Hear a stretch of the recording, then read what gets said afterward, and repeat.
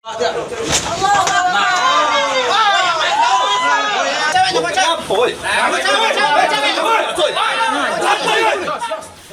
Reskrim Polrestabes Palembang terpaksa mendobrak pintu sebuah kamar kos di Jalan Gotong Royong, Kelurahan Pakjo, Kecamatan Ilir Barat 1.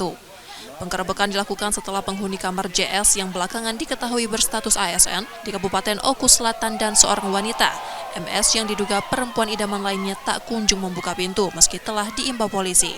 Situasi sempat tegang saat JS menolak ditangkap. Untuk meredam ketegangan, kerabat JS langsung menenangkan situasi.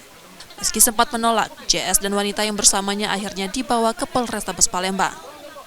Upaya ini dilakukan berdasarkan laporan dari istri JS, Y, yang melaporkan dugaan perselingkuhan ke Polrestabes Palembang. Akan melakukan analisa atas peristiwa yang terjadi, dengan demikian kita akan melakukan tindakan lebih lanjut apakah melakukan penyidikan atau tidak.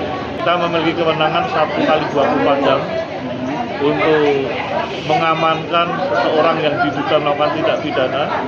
Kemudian setelah itu kita pastikan statusnya apakah dilanjutkan tindakan paksa pada anak atau tidak.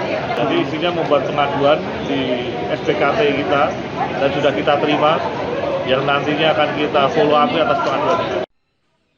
Keduanya kini masih menjalani pemeriksaan oleh penyidik Unit Perlindungan Perempuan dan Anak Polrestabes Palembang.